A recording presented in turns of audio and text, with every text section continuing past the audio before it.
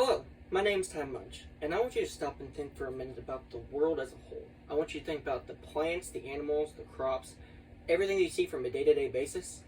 I want you to think about all of that right now. Okay, now I want you to think about that same world, except with 80% of the crops dead. They die instantly, gone.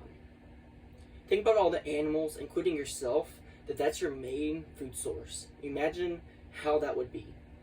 Most of them would die. That's what life would be like without our major pollinators, bees and wasps. Bees and wasps, they're struggling as it is, and their numbers are dropping from year to year, and not many people are talking about it like they should be. I myself am a beekeeper, so I've seen firsthand how hard it is to keep bees alive now because of the struggles that they're facing. And there are three major factors that I want to talk about today that is the cause for bees and wasps populations to be dropping.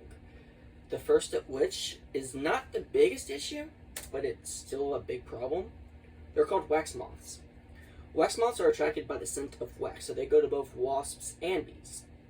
They go into the colony after smelling it down, and they lay eggs in it. These eggs hatch into little caterpillars that eat the honey, the brood or baby bees, and the nectars that are in it, and the wax as well. So they completely destroy the hive or colony by eating everything, and then at the same time they create a webbing that the caterpillar will grow up into and make it its cocoon. They create a huge webbing. It's a big mess, as you can see over here. And it slowly takes over the whole colony and ends up pushing both the bees and wasps out of their colonies. When they're out of their colonies, they're vulnerable, and quite often they die. Another insect that does something very similar, except it only happens to bees, are hive beetles.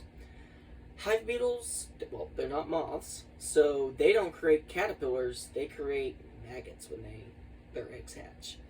Hive beetles are attracted by the scent of honey, which is why they only go after bees. And when they get in, they start eating the honey and the brood.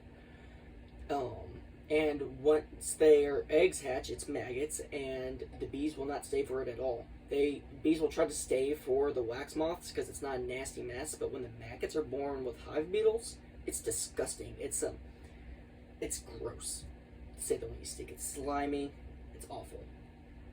Bees, once again, they leave their colonies, and when they leave, they're vulnerable and often die, which leads to the population decreasing overall. The last cause is by far the most important, and what leads to the other two issues even happening. It's the mites.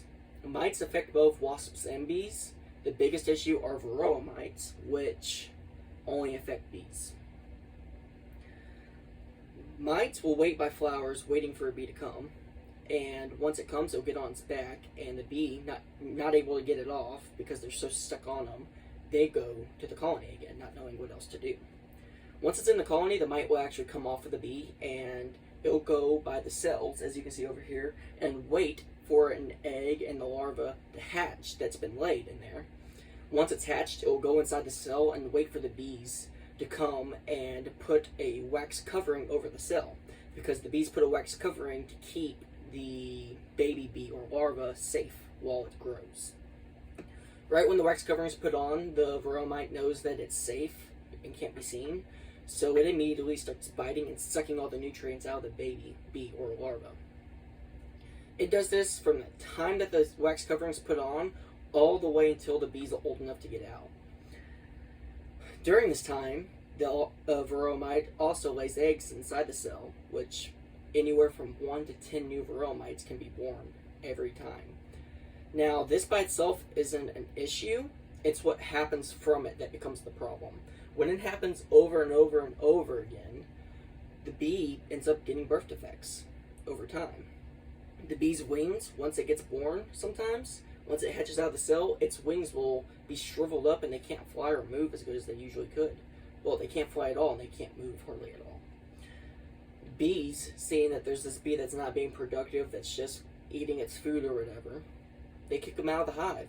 Now, if it's just one bee that gets kicked out, no big deal. But when it becomes hundreds or even thousands of bees, that makes the hives weak. When the hives are weak, they can die from either the cold or they can die from things like not bromites, hive beetles and wax moths. It's a big problem, and it's the biggest problem as to why bees and wasps are going extinct slowly. Now, there are solutions to this already developed now. There's miticides, is what it's called, that have a 95 to 100% kill rate of mites. And the best part about it is that it doesn't kill any bees. It doesn't even harm the bees. Sometimes the bees don't even know it's there anymore. We just need people treating them, is the only thing. And yes, wild colonies will not get treated like bee colonies will, but if we can treat the colonies that have the mites population will decrease over time, and less mites will be leaving maintained colonies, and they'll stop going to the wild colonies. So we'll just create a better solution overall. Now, the only reason why this isn't happening today is because there's some beekeepers that think that miticides will get absorbed by their honey. Not true in the first place. And even if it did, there's solutions to that. Honey only gets extracted out of colonies 2 times at most a year. Beginning of spring, end of summer. Wait until the end of the summer when the flowers are starting to not be as plentiful, so because they can't make honey during the winter because there's no flowers. Wait until you extract honey at the end of summer and then treat your bees, and it won't get into your honey. The little bit of honey that's left in the hive, the bees will eat. It won't even get absorbed or used for people purposes.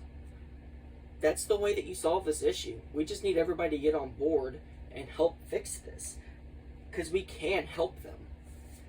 No matter what happens, we won't be able to fix all the problems that bees and wasps face, but we can definitely help. We can make it to where they don't have to fight for their lives as hard as they do every single day. Even if it's just a little bit better for them, that's enough to maybe make this work out.